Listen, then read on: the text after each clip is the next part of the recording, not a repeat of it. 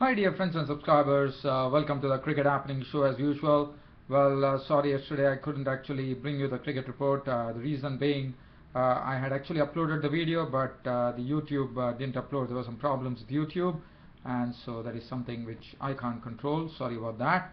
Well, so today what I'm going to do in this particular cricket show of mine is I'm going to just talk about the 2020 game that happened between India and Sri Lanka. It was the only solitary game, and it was also the final game of the Indian tour of Sri Lanka before the 2020 World Cup. As you know, New Zealand are going to be touring India, so I'll be just touching on those aspects there. So first, let's talk about this 2020 match which happened in Sri Lanka. It was the final match, so India finished off the tour of Sri Lanka on a real high, I would say, because they did well in the one dayers, they did well in the the one dayers and the 2020s, and as you know, there were no test matches, only one dayers and 2020s, and India won it very convincingly. Now, just talking about the game yesterday, it was India who actually batted first on this pitch with Sri Lanka winning the toss. This also gave an good examination where both the teams could really judge themselves and see what are the preparations they have to make when if at all India and Sri Lanka meet in the T20 World Cup in September. Well, as far as India is concerned, well, India had 155 for 3 on the board of 20 overs. This was all driven by the beautiful knock from Virat Kohli, absolutely magic knock there. He was really timing the ball very sweetly. He knows where he has to hit the ball. If there are fielders, he will put it into the gaps, and he maneuvers his strokes very well. And one of the strokes that he played against Lasith Malinga really stood out, and he was the one who drove this Indian total to 155 with a sweet knock of 68 of just 48 deliveries, 11 fours and 1 6. What a knock it was from Virat Kohli.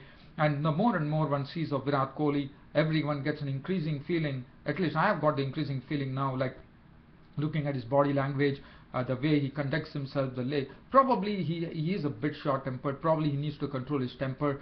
But I think Virat Kohli has all the makings of a great captain in the future. No wonder he's the vice captain. And Virat Kohli really carved an innings of real delight. 68 of 48 balls, 11 fours. In fact, he had actually left all the Sri Lankan bowlers absolutely nonplussed. In fact, they were just shaking their heads even after bowling some good deliveries. They were all sent for boundaries. Other than that, Ajinkya Rahane contributed 21 of 25 balls with 1 6. He hit one beautiful 6 over extra cover. That was a marvelous 6 that he hit. And then Gambhir was an early victim, making only 6 runs. Suresh Raina made a very confident and a very quick 34 of 25 balls with 3 fours and 1 6. And Dhoni contributed an unbeaten 16 of 14 balls with 2 fours. 155 for 3 on the board for India. Angel Matthews 3 overs for 23 was costly. Eranga had his debut. Now Shaminda Eranga has become the first bowler in international cricket to do a threesome. In fact, he has the very unique distinction of capturing. He was making his debut yesterday, so he has the unique distinction of capturing a wicket of the very first over on his debut in all 3 formats of the game: T20, One Day Internationals, and also the Test matches, which he did against Australia, I reckon. So that is a unique distinction that he enjoys. He had also a lot of pace. He was swinging the ball too, and there was a lot of swing also available yesterday when the Sri Lankans were bowling. Malinga 4 overs, no made, none for 31. Pereira 4 overs, no made, none for 34. Herath bowled 3 overs, 17, and Mendes bowled 2 overs, no made, and 1 for 13. Now, just talking about the Sri Lanka. Well, Sri Lanka, they were rocked by Irfan Pathan, who was the man of the match yesterday. And Irfan Pathan, as I said, he's really cementing his place with this performances that he has shown. In fact, he had 4 overs, no made, and 27 runs and 3 wickets. He knocked the top half of the Sri Lankan innings to put them into trouble. Mahela Jayawardene and Dilshan opened, and Dilshan was the first to go, clean bowled by Pathan in the first over itself of the 5th delivery. As Dilshan was, there was some little swing available for Pathan, as Dilshan was the first to go, castled by Pathan for a duck. Taranga followed him, trying to slash a ball, and there was a slip in place, and Raina picked up the catch for 5. That was again Irfan Pathan, and then he took the most vital wicket of the captain Mahela Jayawardene with a ball that wrapped him on the pads, and Jayawardene was walking LBW ball Pathan for 26 of 19 deliveries with 5 fours. He's showing a lot of urgency there, Mahela Jayawardene. So that was what the Pathan did. Pathan actually hit the top half of the Sri Lankan batting, which really made the Sri Lankans really try to resurrect things there. So it was left to Thirimani and Angelo Matthews. They were trying to do that after Jayawardene departed in the 5th over, and they took on till the 9th over when Thirimani, trying to reverse sweep, in fact swept onto his stumps of the bowling of Ashwin for 20 or 15 balls with 2 fours. And then it was the turn of Angelo Matthews to depart, and Dinda was the one who actually had his wicket. Angelo Matthews was caught behind by Dhoni of a wide delivery from Dinda for 31 of 29 balls with 3 fours. Jivanta Mendes was a victim of Yadav for 11 of 15 balls, and then it was Dinda all the way. As I said, the pressure started building on the Sri Lankans with the score on 100 for 6 in the 15th over. Only 5 overs remained, and so the pressure started building on them. And Dinesh Chandimal, like Rohit Sharma, who has not had a very good series, once again succumbed in the quest for quick runs. He fell a victim to Dinda for 7 and pulled out to the top. And then it was a beautiful piece of fielding by Manoj Tiwari with a very good pickup. In one, it was a one action, picking up and throwing it in one swoop action. And Tisra Pereira was a very vital wicket run out for 1. And Dhoni was very, very happy about it because he thought Tisra Pereira was the key. If Tisra Pereira would have stayed, probably the equation would have been different. But fortunately, Tiwari brought up a beautiful throw to run out Pereira, and then the tailenders couldn't whack. Irenga was out for 6 as Dinda started capturing wickets, and Dinda finished with a very good bowling analysis of 3 overs. The last over was a maiden, and he picked up 3 wickets in that particular over, 19 runs and 4 wickets, and Sri Lanka were all out for 116, with Malinga not out on naught. Herath was not out on naught, and Malinga was out for a duck. So 116 all out. Irfan Pathan, as I said, he's been really turning it on. He was the man of the match, and 4 overs no maiden, 3 for 27. He was the one who really rocked the top half of the Sri Lankan batting.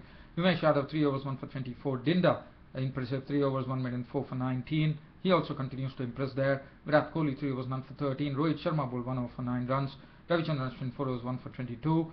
And India finished off the tour of Sri Lanka on a high by actually taking the One Day Internationals 4-1 and the T20, the solitary T20, by a margin of probably it is 39 runs. That was the margin which separated India and Sri Lanka. And player of the match, well, it was Irfan Pathan, and the man of the series, when the player of the series went to Virat Kohli for his superlative batting. And I think Virat Kohli is really the future of Indian cricket. He would be the future captain of Indian cricket, according to me, because he has a good brain, he thinks well, he's a fitness fanatic, he's always hungry, so that's what shows. I see a sort of a Sachin Tendulkar in Virat Kohli in what he's doing. He's really hungry there. And it's not good news for the opposition, let me tell you that. And so 116 all out, Sri Lanka losing this match. And other than that, for India, it was a good preparation for the T20 World Cup in Sri Lanka, but they do have New Zealand coming to India, whereby they are going to be playing some test matches and one-day internationals, so 2 2020s too. So that will really help them to get. I mean, for New Zealand, as you know, they are going to really struggle. They don't have Daniel Vettori in the ranks, which is a big blow. And in Indian wickets, it's very difficult, as you know. You need to have your frontline spinner, and Daniel Vettori not there is a big setback for them. Other than that, I'm trying to see what cricket news I have today for you. As far as cricket news is concerned, well, I'm getting some news here from Ireland. Boyd Rankin, in fact, Ireland are losing lots of players. They already lost Ian Morgan.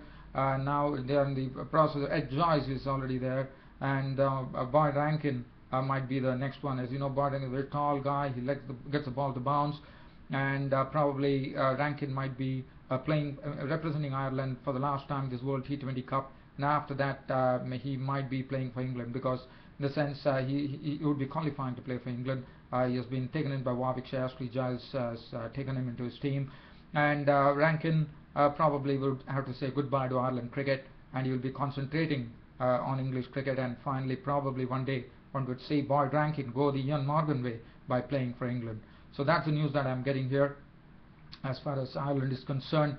Other than that, there's another sad news, not sad news, basically the Sri Lankan Premier League is going to begin, and there are a lot of injury worries. In fact, Gale is out of injury, so that is a big blow for the Sri Lankan Premier League, as he's a big draw card in any of the one international tournaments.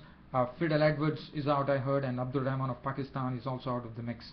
So that is not good news. And John Wright has very rightly said that the New Zealand players themselves are responsible for what happened in the series between West Indies, and they have to really pull up their socks.